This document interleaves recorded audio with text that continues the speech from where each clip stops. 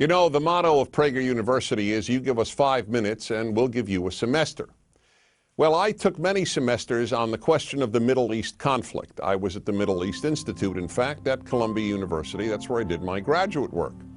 Semester after semester discussing the Middle East conflict as if it were the most complex conflict in the world, when in fact it's probably the easiest conflict in the world to describe. It may be the hardest to solve, but it really is the easiest to describe. And really, in a nutshell, this is what it is. Israel would like to exist and recognizes the right of the Palestinians to have a state. The Palestinians, however, and many other Muslims and Arabs, do not recognize the right of a Jewish state of Israel to exist. Every poll among Palestinians shows that the majority of Palestinians want there to be no Jewish state of Israel, doesn't believe that it should exist or had any basis for being. And this has been true since 1948, when the British left and the UN established a division. Palestine will be cut in half, a Jewish half and an Arab half. The Jews accepted it, the Arabs didn't accept it, and what happened the moment it was announced? Arab armies, about 7 Arab armies, attacked the Jewish state in order to destroy it. To everybody's surprise, the little Jewish state survived, and that was pretty much it. And then it happened again in 1967 when the dictator of Egypt, Gamal Abdel Nasser, said we are now going to extinguish the Jewish state of Israel.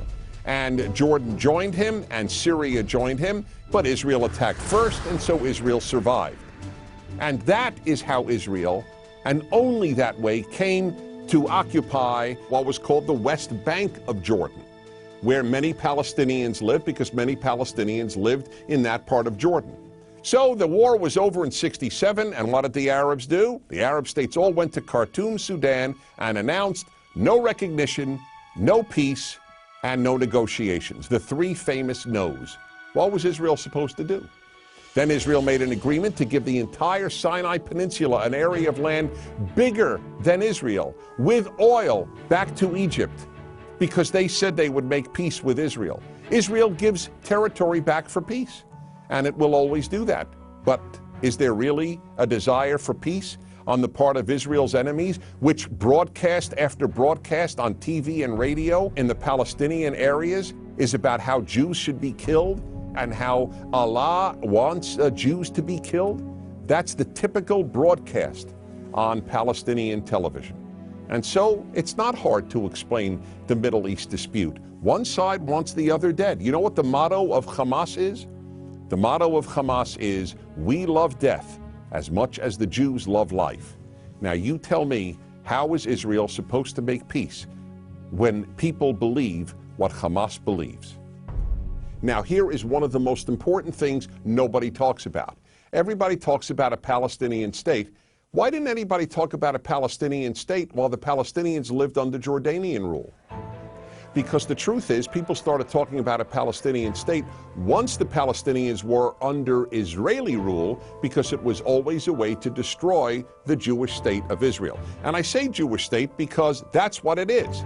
There are many, many Arab states, but there's only one Jewish state. It is about the size of New Jersey. In fact, Israel is the size of El Salvador. El Salvador.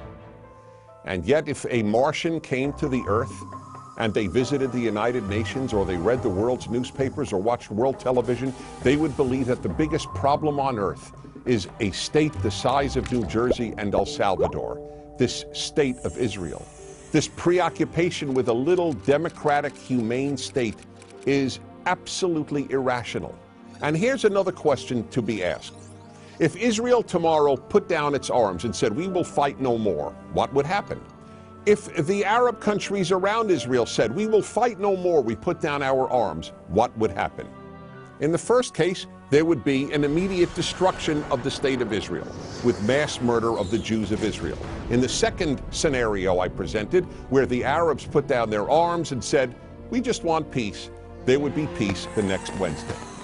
The fact is, as I said at the outset, it is a very simple problem to describe.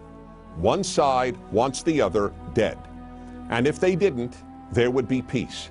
And yet, please remember this. There has never been, never in the history of the world, a state in that area in what is called geographically Palestine that was not Jewish. Israel is the third autonomous Jewish state to exist in that area. There was never an autonomous Arab state. There was never an autonomous Muslim state. There was never an autonomous any other state.